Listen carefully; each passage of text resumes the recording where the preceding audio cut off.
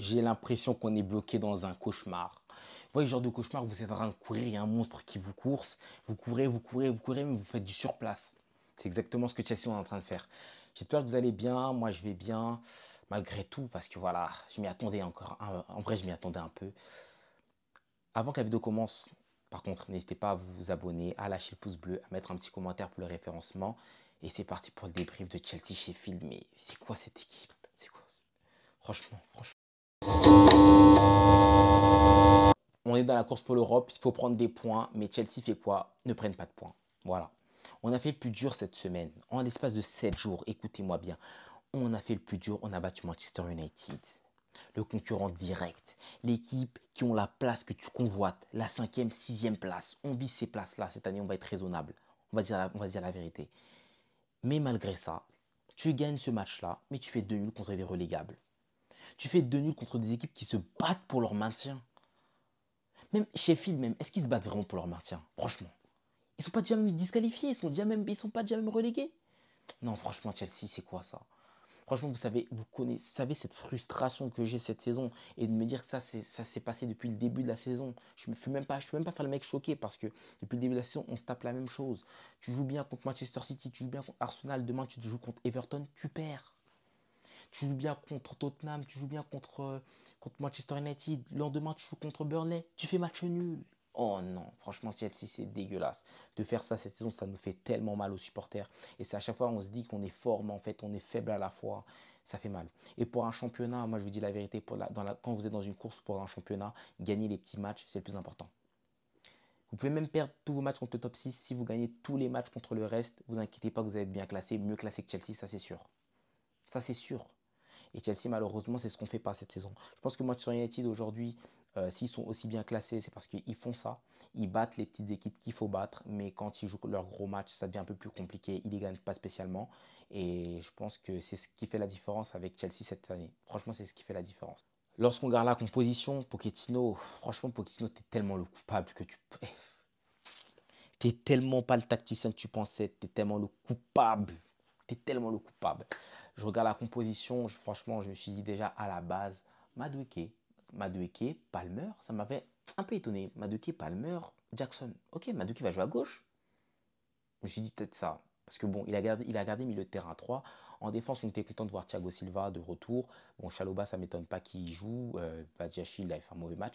Disasi à droite, parce qu'il me semble que Gusto est indisponible, si je ne me trompe pas. Et à gauche, Cucurella, sans surprise. Franchement, sur ce point-là, je n'étais pas surpris.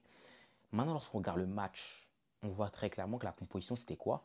Une défense à 3. On n'avait pas d'ailier gauche. C'était Cucurella qui jouait sur le couloir gauche. À droite, il y avait Madueke. Et en double milieu offensif, de toute façon, il y avait Palmer et Gallagher. Ok, ok, ok. Déjà, quand j'ai vu cette compo, quand je voyais ça, ça me dérangeait. On entame le match plutôt bien. En plus, percussion de Madueke. On récupère un corner, but de Thiago Silva. Franchement, voilà. En plus, j'étais vraiment en mode, oh purée, c'est un symbole. Thiago Silva qui est de retour, qui marque Pochettino. Tiens, ça, c'est pour toi. Je me suis dit, peut-être on va pas prendre de but aujourd'hui. Ok, je me suis trompé. Le match continue, on descend en termes de régime. Après, bon, voilà, il y a eu le match face à Manchester United. Les joueurs étaient fatigués aujourd'hui, ça s'est clairement vu, Mais quand même, mais quand même, on joue Sheffield, le 20e, n'oubliez jamais ça. On joue le match, voilà, on descend en termes d'intensité. On prend un but avant la pause. Voilà, un classique pour Chelsea. On revient de la pause, on se fait un peu déranger. Malgré ça, on réussit quand même à reprendre l'avantage. C'est un match galère en vrai. C'est un match galère, mais bon, tranquille en vrai. On réussit quand même à prendre l'avantage par Madueke. On joue bien pendant 10 minutes après ça. Et hop, on retourne dans notre travers. On se met à défendre face à Sheffield. On ne sait pas pourquoi. Les tactiques du coach. Et Pochettino qui nous fait rentrer des centres, Badiashile et je ne sais pas qui. Et voilà, on prend le but à la fin du match, comme d'habitude, comme le match face à Burnley, on se fait tuer à la fin. Ça, c'est un classique. Voilà, cette saison, ça, c'est un classique. Parce que maintenant, on passe au top et flop, parce que j'en ai des choses à dire dans les flops. Dans les tops de ce match, je vais mettre Noni Madueke. Madueke, franchement, tu as respecté. Tu as joué dans un poste un peu compliqué, une sorte de piston, milieu droit, ailier droit, on ne sait pas trop. Il n'était pas aidé du tout. Voilà. Disasi était derrière lui, mais Disasi ne l'a pas aidé du tout offensivement. Je pense que c'est là qu'on sent dans des matchs comme ça la différence avec Malo Gusto, l'apport de Malo Gusto. Franchement, son importance, parce que dans ce match-là, je pense que si Malo Gusto est là, on est beaucoup plus dangereux offensivement. Parce qu'au final, lorsqu'on regarde les statistiques du match, on a un Sheffield qui a tiré beaucoup plus que Chelsea. On a un Sheffield, Franchement, qui sort avec 11 tirs, on sort avec 6 tirs. C'était tellement pauvre offensivement, tellement pauvre. Et franchement, Gusto qui fait une différence monstrueuse et on se rend souvent pas compte. On aime bien encenser Palmer, mais c'est vrai que Gusto derrière. Même chose, on s'en rend compte. En vrai, on dit on s'en rend compte en vrai. Du coup, ouais, Madueke un peu laissé solo. Il fait son match. Franchement, top percussion et réussit à marquer son but. Merci à toi. Si je peux mettre un autre top, après c'est un peu plus compliqué. Peut-être Thiago Silva, c'est dans les bienfaits de ce match, le fait qu'il soit de retour, il marque, c'est symbolique. Il fait sa petite erreur, c'est vrai, mais juste avant, il a fait une très belle intervention, hein. C'est là qu'on voit que c'est un mec qui n'est pas très rapide, mais il est intelligent. Voilà, ce qui manque à beaucoup de joueurs à Chelsea. Il fait comme cette intervention, il fait cette passe, tout ça manquait malheureusement. Mais sinon, dans l'ensemble, c'est pas un mauvais match de la part de Thiago Silva. Il marque. On peut considérer comme un top. Voilà. Mais les tops, sinon, ça s'arrête là. Des flops. Et là, j'ai des choses à dire. Là, j'ai des choses à dire. Parlons des flops. En deuxième flop, je vais mettre Cole Palmer. Palmer, je suis désolé, mais là, il faut dire la vérité. Aujourd'hui, pas bon. Pas bon du tout.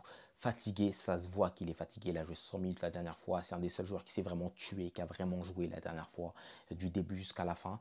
Aujourd'hui, il était fatigué. Ça, c'est clairement vu. Et c'est pour ça qu'au final, il ne sauve pas Pochettino. Voilà. Parce que la technique de Pochettino, on dirait que c'est faites la passe à Palmer, vous inquiétez pas, il va faire un truc, il va marquer, il va faire une passe décisive. Au final, il finit avec sa passe décisive, mais bon, voilà, c'est plus Madueke qui a fait le travail. Palmer n'a pas fait du tout un bon match, il a quasiment raté tout ce qu'il a entrepris. En termes d'intensité, il n'était pas trop là non plus, l'équipe entière n'était pas trop là aussi.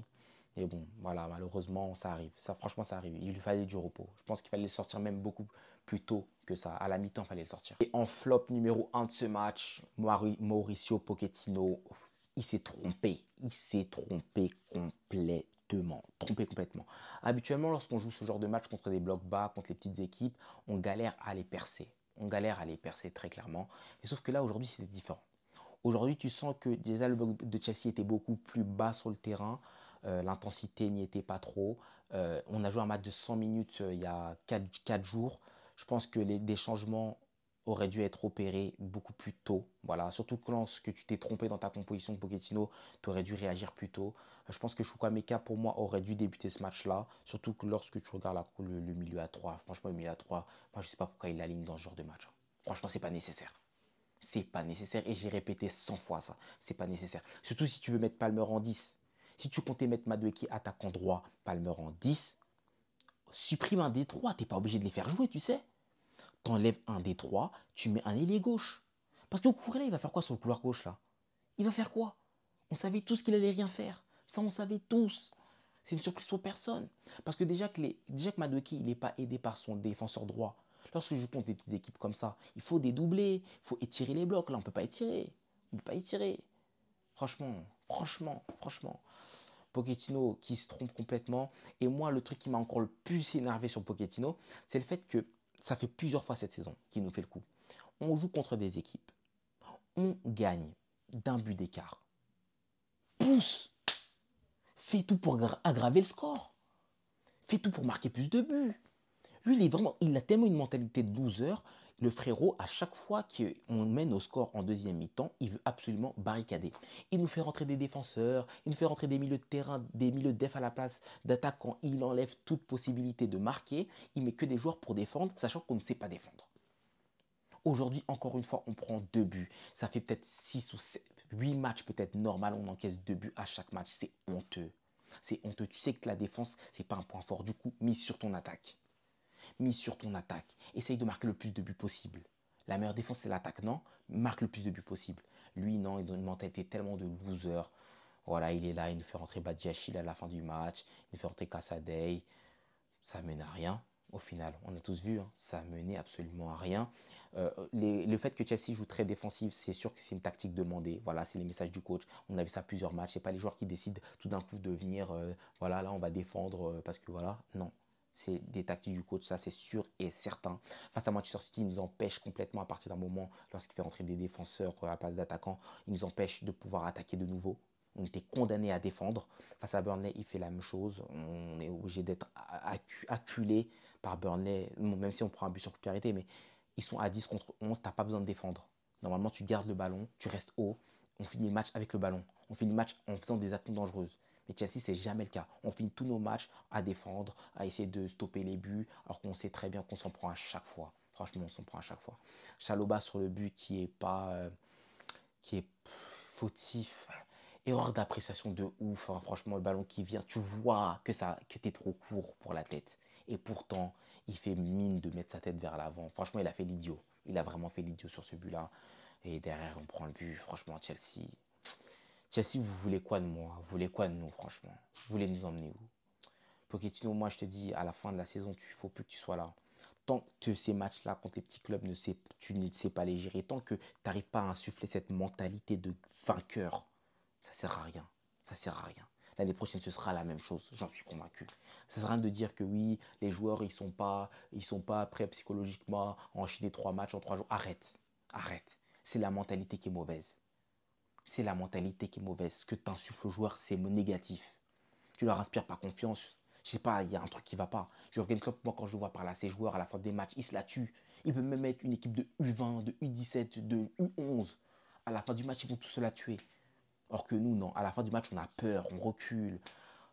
Or que ça n'a pas lieu d'être. Ce match-là, aujourd'hui, face à Sheffield, on peut le gagner sans forcer. Même de la manière dont on a joué aujourd'hui, sans intensité, normalement, on le gagne. Mais c'est le fait qu'on recule à la fin, qu'on décide de se faire dominer par Sheffield, c'est ça en fait qui me outre, qui me rend fou en fait. Franchement, ça me rend fou. Ça me rend fou, c'est des matchs comme ça. Parce qu'on choque notre place pour l'Europe, très clairement. Très clairement, cette année, on se sabote tout seul. On se sabote tout seul. Moi, en tout cas, je suis énervé. Il y a le match face à Everton qui arrive. J'ai l'impression que ce sera le même scénario. Voilà, je m'attends tellement à rien de ce match face à Everton. Sterling aurait pu même jouer aujourd'hui. Franchement, il fallait mettre juste un attaquant gauche. Voilà, il fallait créer un minimum d'équilibre offensif. Il y a une composition inédite comme au début de saison. Ah, ça me fout le seum. En tout cas, pour les prochains matchs, c'est face à Everton. Maintenant, on peut même gagner notre match face à Everton, un match en retard. On ne rattrapera pas Manchester United. Il va falloir qu'il se loupe encore une fois. Alors qu'on avait vraiment une aubaine, une possibilité évidente. J'espère qu'en tout cas Palmer va se remettre en forme parce que voilà, il était très fatigué aujourd'hui. L'équipe était fatiguée aujourd'hui, mais normalement c'est quand même suffisant pour battre Sheffield. On s'attrape pour un prochain débrief. Ma vidéo infiltrée est toujours en ligne. Il y aura d'autres vidéos infiltrées lors de ce mois-ci, comme j'ai prévenu. La vidéo Gallagher aussi, on parle de son cas, est aussi en ligne. Et n'hésitez pas à vous abonner. Merci à vous.